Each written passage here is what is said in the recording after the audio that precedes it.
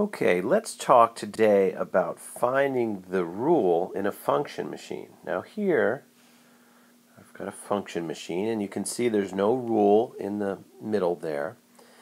But we do have a set of data over here, and that data is telling us what numbers are going in the machine. Here's where the numbers go in, and they're also telling us what numbers are coming out of the machine. And by looking at this data over here, we can figure out what the rule is. Okay, the first thing you want to do, the first step in finding the rule, is to look at the set of data you have and look at the first 2 points there. And let me take you down to the number line.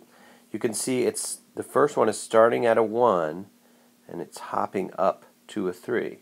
So you have to ask yourself, are the numbers going up on the number line, which means that way, or are they going down? And you can see from that first example that they were going up. So let's look at the next set of data there.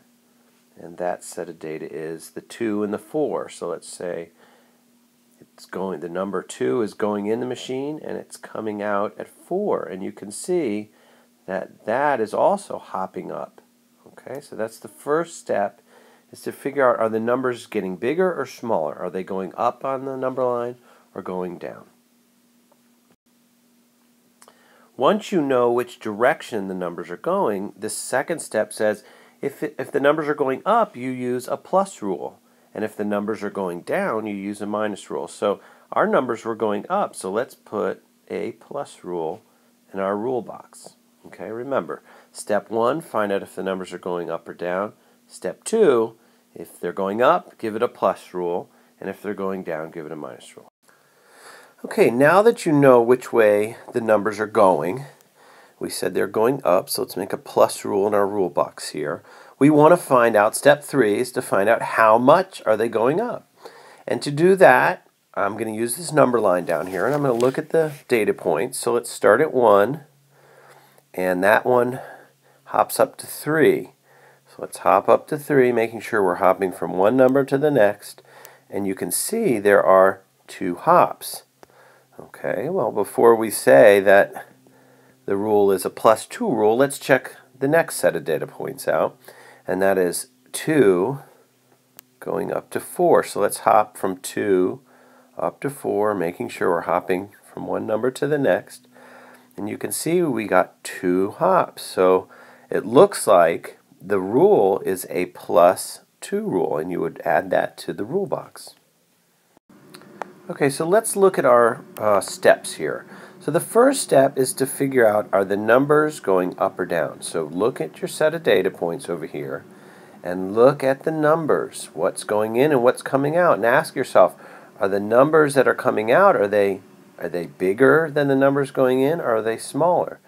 Step 2, if the numbers are getting bigger or if the numbers are going up on a number line, you're going to use a plus sign in your rule box. And if the numbers are going down, you're going to use a minus sign in your rule box.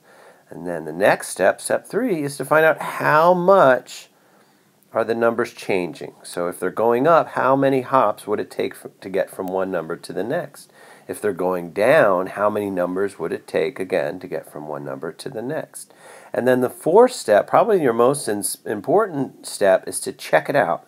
So to make sure that the rule for, say, 1 to 3 is the same rule for the next set and the following set of data points. Because sometimes, especially in what's called a double rule, it won't be the same rule, and if you don't check it out, you won't get the right answer. Okay, let's take a look at one more example here. And this example really demonstrates the importance of checking out your answer or your rule once you get it. So let's take a look at the first set of data points, 2 and 4. And let's look on the number line. 2 hops up to 4. So it looks like the numbers are going up. Let's check another one out. Okay, the next set says 3 and 6.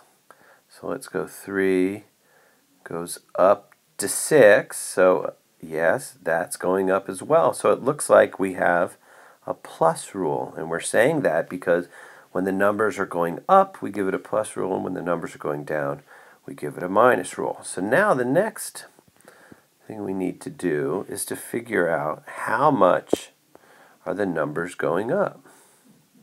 Okay, so let's take a look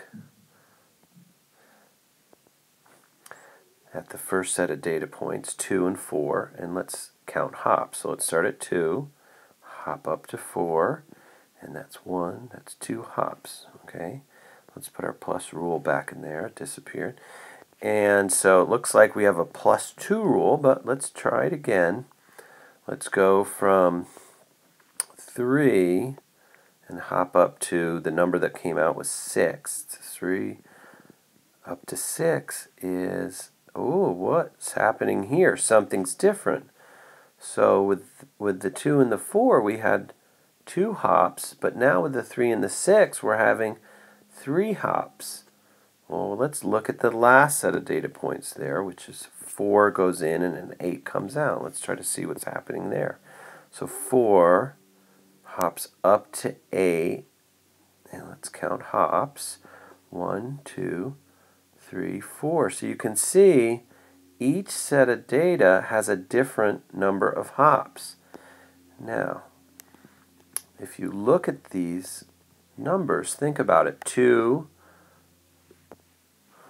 plus 2 equals 4, and 3 plus 3 equals 6. And all I'm saying here is I'm looking at 2 plus 2 and 3 plus 3 hops equals 6.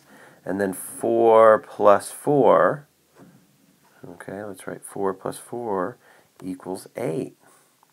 So I can't put a 2, a 3, or a 4 in my rule box because it's not the same for each one. It's all changing.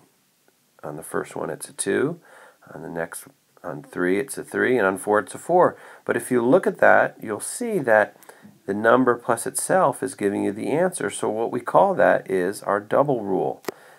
It's a double fact. So we write plus the double rule there.